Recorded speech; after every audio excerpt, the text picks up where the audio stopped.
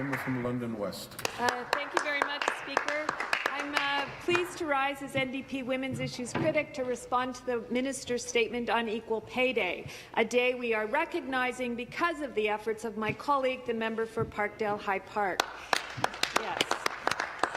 Speaker, NDP caucus members are wearing red today in solidarity with women across the province who remain in the red 30 years after pay equity legislation was passed in Ontario. Without the resources for effective enforcement, the Pay Equity Act has failed to achieve what so many hoped for. Instead of narrowing the wage gap, the gap has hardened at close to 30%. It is as wide as 57% for Indigenous women and recent immigrant women, 46% for women with disabilities, and up to 39% for racialized women.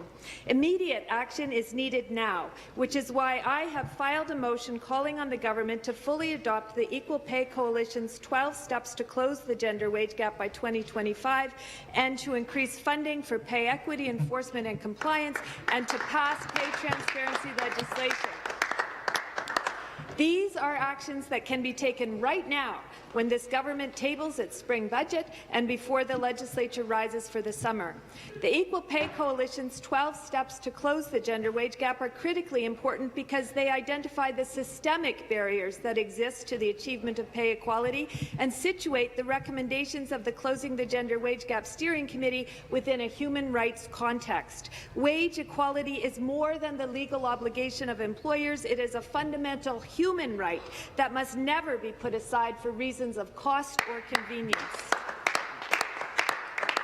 While several of the Coalition's 12 steps are referenced in the Steering Committee's final report, such as the need for affordable and accessible childcare, the Equal Pay Coalition outlines other steps that are essential to close the gap, such as addressing gender-based violence, raising the minimum wage, and promoting access to collective bargaining for women workers. We know that women who experience intimate partner violence are much more likely to work in precarious jobs, to change jobs frequently, or to be out of the labour market altogether. That is why paid leave for domestic violence and sexual violence, as is proposed by my Bill 26, is so important. Not only does it provide a key pathway out of a violent relationship, but it also allows women to maintain their employment.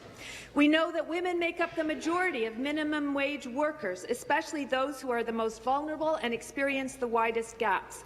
That is why the Ontario NDP is supporting the call of the Equal Pay Coalition and the 15 and Fairness campaign for an immediate $15 minimum wage.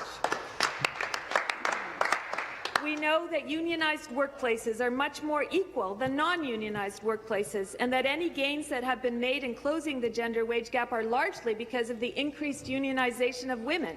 This is why the private member's bill proposed by my colleague, the member for Welland, on fairness for first contracts is so vital. Speaker, in addition to the Coalition's 12 steps, there is an urgent need to increase funding for the Pay Equity Commission and provide the resources necessary to actually enforce the Act.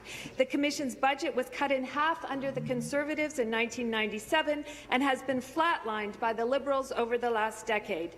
Every employer with more than 10 employees has a legal obligation to comply with the Act, but there are simply not enough staff to proactively monitor compliance, and it often takes years for an order to be issued.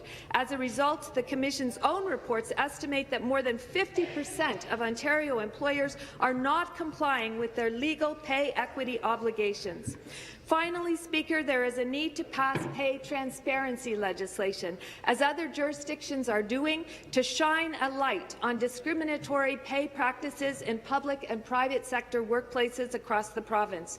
The Sunshine List gives us a glimpse into how the highest income women are faring in the broader public sector. It shows that only 25% of those on that list are women.